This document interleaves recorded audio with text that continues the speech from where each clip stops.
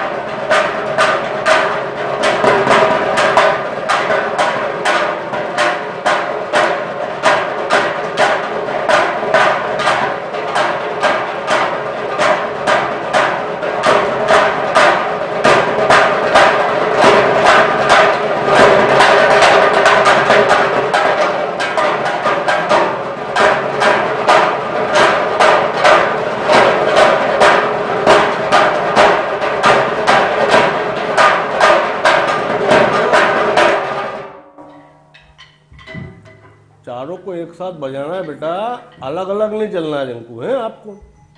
हम अलग अलग बजाने का भी सबको मौका देंगे। अभी आप लोगों से सबसे अलग अलग भी बजवाएंगे, लेकिन जब सामूहिक रूप से बजाना है तो सबको एक जैसा बजाना है, एक जैसी आवाज़ रखना है इसकी, है। ऐसा नहीं करना है कि मैं इससे तेज बजाऊंगा या वो मेरे से स्लो बजा रहा तो मेरी आवाज़ ज़्यादा आना चाहिए, ऐसा नहीं करना है आप लोग, सबको एक जैसा बजाना है। चलो आप एक काम करो अपने तेजस, अब आप अलग से थोड़ा सा बजा के बताओ मेरे को।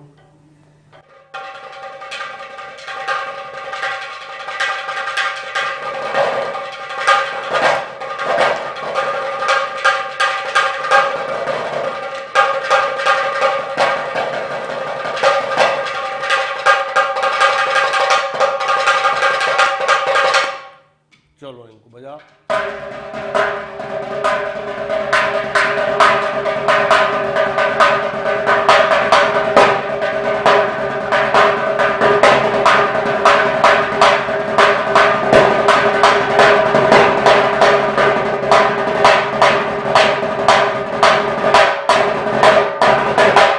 वाह, ठीक है, आप बजाओ।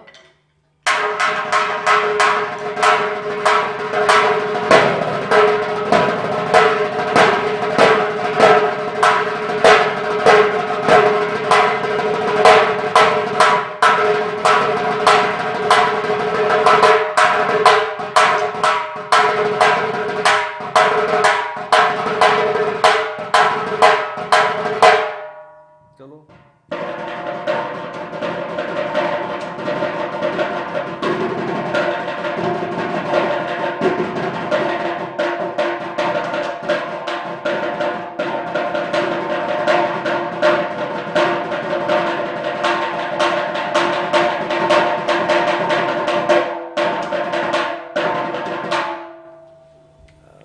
देवांश, आपने रियाज नहीं करी है बेटा, सही बोल रहा हूँ ना? एग्जाम दी क्या? तो भैया रियाज करना पड़ेगा, ऐसा थोड़ी काम चलेगा।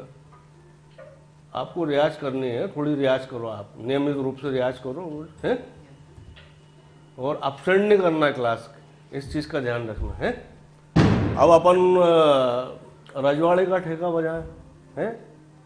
पहले आप बजाओ अलग से, जो बजा था दादा धीना धीना। चलो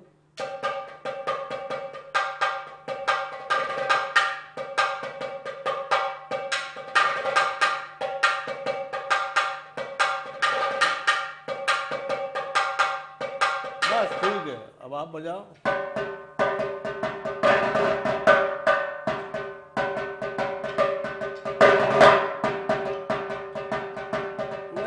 नहीं, गलत है बेटा, ये जो सुनो उसको, हमने जो बता दादा दीना दीना ता ता ता, हैं? देखो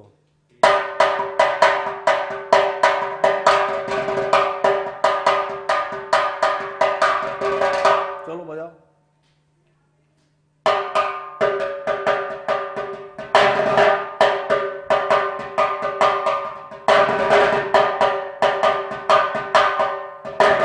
ठीक है, चलो आयुष।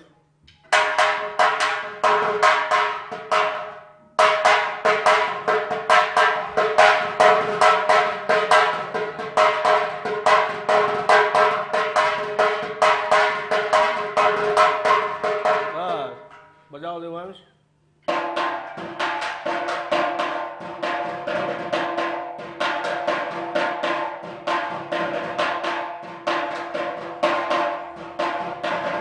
बस अब एक काम करो, चारों जने एक साथ बजाओ।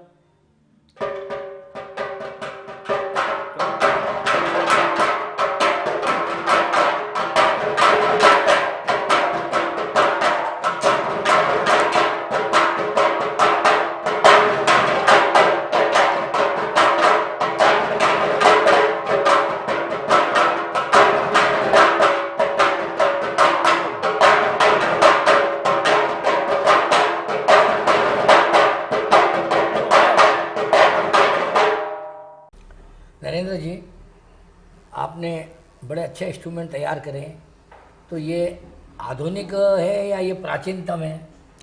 नहीं गुरुजी, देखो प्राचीनतम तो हम इसको नहीं कहेंगे, ये आधुनिक इंस्ट्रूमेंट है। जी। प्राचीन नगाड़ों में क्या होता था कि वो बकरे की तांत से बनाए जाते थे और तांत को बना के ही नगाड़े के ऊपर लगाए जाते थे। तांत जब सूख जाती थी, जब थोड़ी कड़क हो जाती थी, तो उसमें साउंड आ जाता था इस प्रकार से। लेकिन क्या होता है कि जब मौसम परिवर्तन होता है, तो मौसम परिवर्तन होने के साथ ही जैसे बरसात का समय आ गया या ठंड का समय आ गया, तो वो तांत जो है ढीली पड़ जाती है और तांत जब ढीली पड़ जाती है तो नगाड़े का साउंड बिल्कुल भी नहीं आता है। इसलिए हमने क्या करा कि इसको आधुनिक रूप दिया है। इस नगाड़े को हमने क्या करा है कि इसमें इस टाइप से हमने एक स्टील का पात्र लेके आया और उस स्टील के पात्र में ये लोहे का स्टैंड बनाया हमने, और स्टैंड बनाने के बाद हमने ये इसमें इस प्रकार से रस्सियाँ डाली और रस्सी को ये नीचे वाली रिंग से इसको कसा हमने। अब कसने के लिए इसमें थोड़ा लोकपन भी दिखे, यानी लोक वाद्य की तरफ दिखे, तो हमने इसमें लोहे के छल्ले ना लगाते हुए हमने इसमें ये रस्सी के छल्ले लगाए हैं। तो ये रस्सी के छल्लों से टाइट करते हैं हम इसको। पुराने समय में टाइट करने का जो सिस्टम था वो या तो धूप दिखाओ या आग दिखाओ, इस कारण से नगाड़ा चढ़ता था। वो कुछ ही देर के लिए बजता था, उसके बाद वापस ठंडा हो जाता था, उस नगाड़े की आवाज़ बिल्कुल ख़त्म हो जाती है। आपने ये देखा होगा कि 9 टंकी के अंदर 9 नगाड़े होते थे। उस 9 नगाड़ों में से एक नगाड़ा जो है वो मंच पे बजता रहता था और बाकी के जो 8 नगाड़े रहते थे वो मंच के पीछे रह के आगे के पास रखे रहते थे और वो सिकते रहते थे। जैसा पहला वाला ठंडा हुआ तो जैसी झट वो दूसरा वाला आ जाता था और वो उसके स्थान पर चले आता था।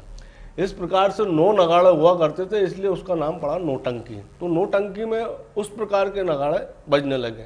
अब समय को देखते हुए मैंने इसमें कुछ परिवर्तन करा है।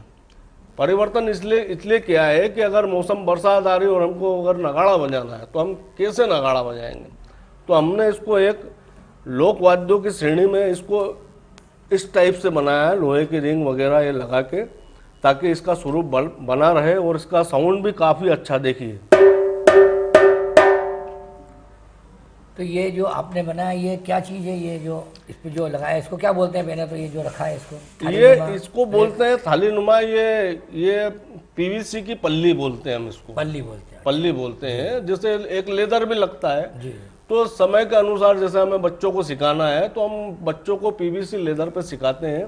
अब चमड़ा क्योंकि काफ़ी महंगा है जी, क्योंकि प्रैक्टिस करने के लिए ये वाला पीवीसी लेदर बहुत अच्छा है और इसकी आवाज़ भी बहुत अच्छी आती है। अच्छा, इसमें ये जो अपन रस्सी लगाते हैं हाँ। तो ये जो छेद है ये कितने होते हैं? देखो गुरुजी, इसमें ये क्या बोलते हैं, छेद का नाम क्या है भाई? इसमें इस रिंग के अंदर छेद करते हैं। इन छेद के अंदर पूरे 9 घर का बनाया जाता है। इसमें 9 घर का बनाने से क्या होता है कि इसको जब हम टाइट करते हैं तो ये सारे घर इसके एक जैसे रहते हैं। आप कहीं से बजाओ, इसको मिला लो, छल्लों को ऊपर कर लो, नीचे कर लो, उसको मिलाने के बाद हम इसको बजा सकते हैं। लेकिन पुराने नगाड़ों को नहीं मिला सकते थे। पुराना नगाड़ा एक बार जो चढ़ गया वो वैसा ही रहता था।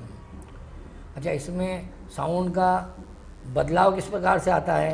नहीं, इसमें साउंड का हाँ, जैसे आप बजाते हो तो यहाँ अलग साउंड आता है, यहाँ अलग साउंड आता है। हाँ, यहाँ अलग साउंड आता है। जैसे हमको जैसे बजाना है इसको, जैसे हम श्री रामचंद्र कृपालु भजमन बजा रहे हैं तो उसका साउंड हमको यहीं रखना पड़ेगा।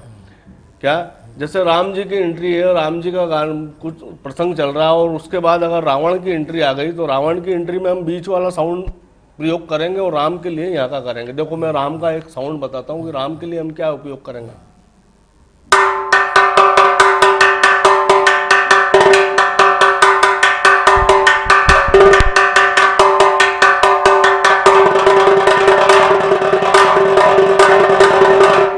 ये श्री राम के लिए हो गया जी।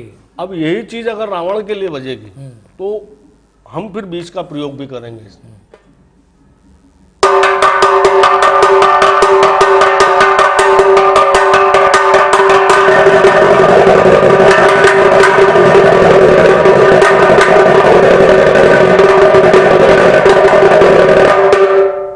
मतलब ये गंभीर नाद हो गया इधर का। हाँ, गंभीर है ना।